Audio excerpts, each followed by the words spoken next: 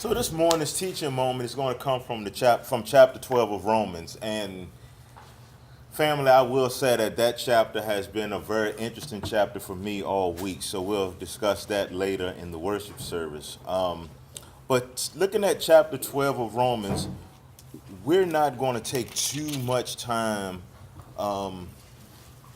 because we only have 10 to 15 minutes for this particular lesson. But we're going to jump right to verse 9. So chapter 12 of Romans, verse 9. For those who have the black Bibles on the table, it's on page 1764 in your black Bible. 1764, and we're starting with verse 9. Romans 12, verse 9. Page 1764 in your black Bible. If anybody needs an assistance, raise your hand. Chapter 12, starting at verse 9, yes. 1764 in the black Bible, toward the back. All right. And it reads, love must be sincere. That's the first part of the verse. Love must be sincere. Hate what is evil. Cling to what is good. We're going to focus on the second part of that verse. That verse is, whenever you all see a verse broken up like that, we can say it's 9a and 9b. So 9a would be love must be sincere, and 9b would be hate what is evil, cling to what is good. So what I want to do today is I want to look at 9b, but from the standpoint of how much power words have. Because when we read verse 9b and it says, hate what is evil, cling to what is good, there are two elements there that we first need to explore, right? I guess there's three elements. The first element would be to grab a marker that writes, right? It would help. All right, so we got element 1 out of the way. And 2 and 3 would be evil and good. So when you first look at evil and good, believe it or not, as simple as those words may sound to us, and those are words that we have heard our whole existence, everybody has different, I'm fine, Pastor, thank you. Everyone has different definitions, and more so different criteria that would go under those two things. What's evil to somebody may be good to someone else, and what's good to one person may be evil to someone else. This is up for interpretation, just like most words are, but this is an internal thing. The good and the evil, that's how we discern. And the power of discernment is the ability to be able to judge well, to judge properly. And as Christians, discernment comes in with evil is what takes away from God. And good is, let's just say, what feeds God. In both situations, evil and good, we have a push and a pull, right? You have the evil that can push you away from God or pull you in a direction from God. And we have the good, which can push you back to God or pull you back to God, pull you back to the source. So we start there, first just breaking down not so much evil and good, because those are words that is up for interpretation. But when you internalize this thing, you ask yourself, hey, what are the things that take me away from getting close to God? And what are the things that bring me closer to God? Right? So we first need to understand good and evil, and that's internal. Wrong, what's good to you may not be good to me. You know, what's bad to me, you may say, hey, may I have another? Right? But it's up to your personal interpretation, because when it comes down to it, the relationship with God, the relationship with the source, that's your personal relationship. That's yours. So now we swing back to the verse. We now look at, and we've looked at good and we've looked at evil. And we have a different way of looking at 9b because the words have been broken down. Well, we read it again and we say, hate what takes me away from God and cling to what brings me closer to God. And we get a different and a more powerful meaning of that verse because now we have personalized it and it's internal to us.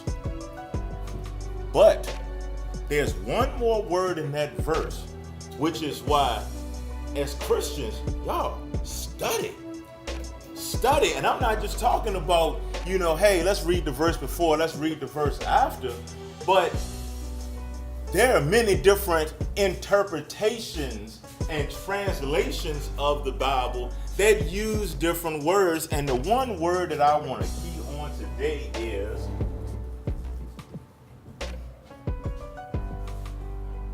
hate.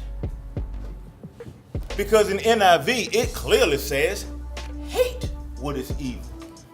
So hate the things that pull you away from God, when in actuality, the things that pull you away from God actually bring you closer to God because you're learning a lesson.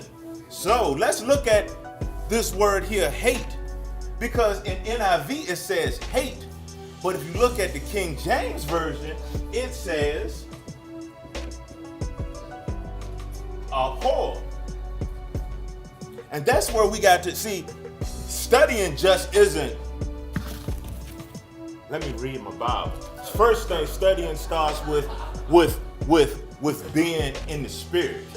Studying starts with asking for understanding of what you're going to read and also asking for the ability to discern what you've read and to be able to implement it in your current incarnation as a human. Remember, y'all, souls having a human experience. Don't ever walk around talking about you only human because you are a soul in a human skin. Let's not forget that. You're more than you will ever believe that you are.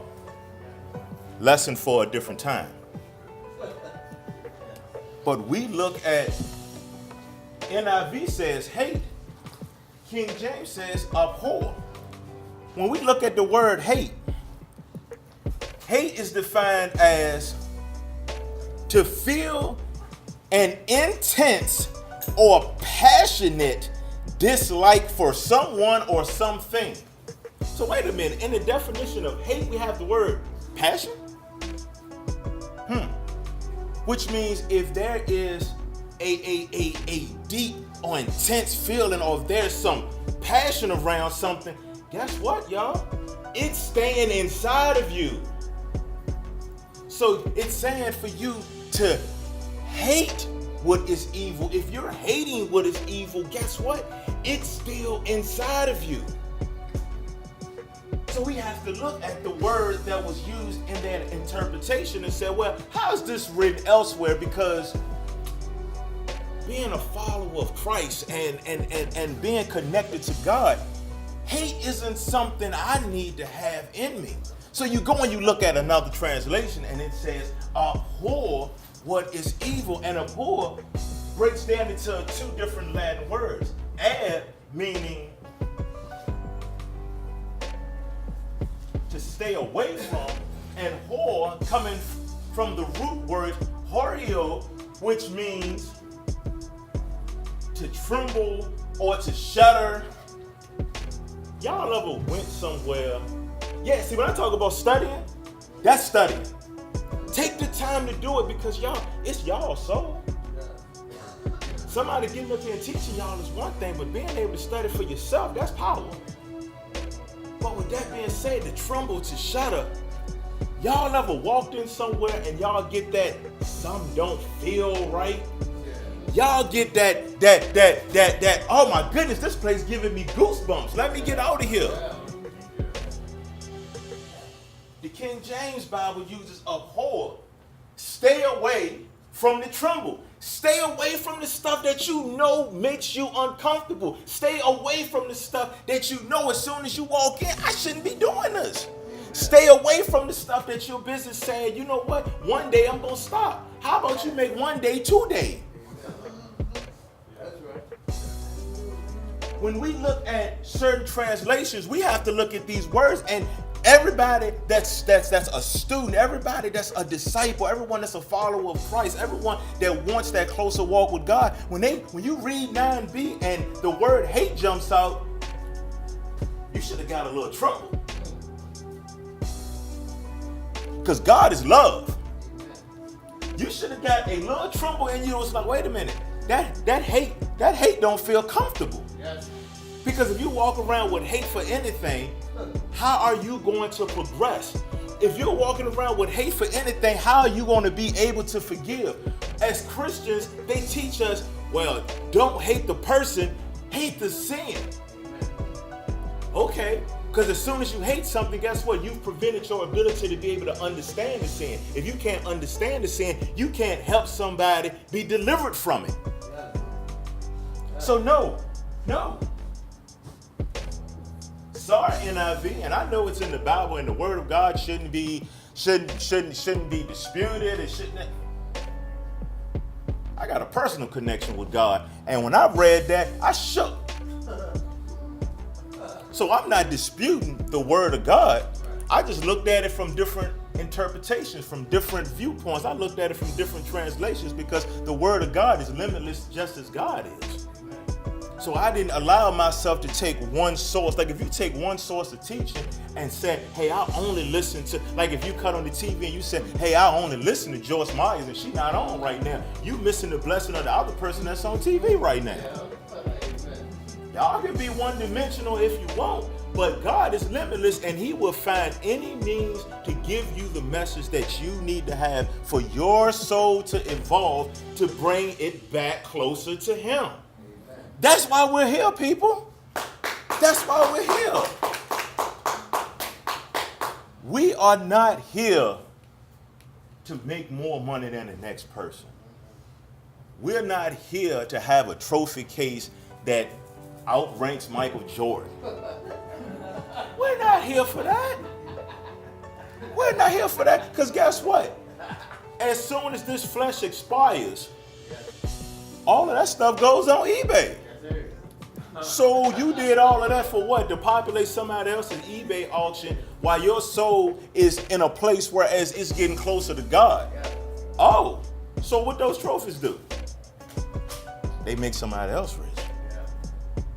If that's what you want to make this incarnation about, hey, that's your personal relationship. That's your personal plan. That's up to you. But as for me and my house, we will. We will cling to what's good, and we will feed God, and we will allow ourselves to be fed by God, because we understand that it's about the connection to God while we're here to learn. Earth is a school, people. Class is in session.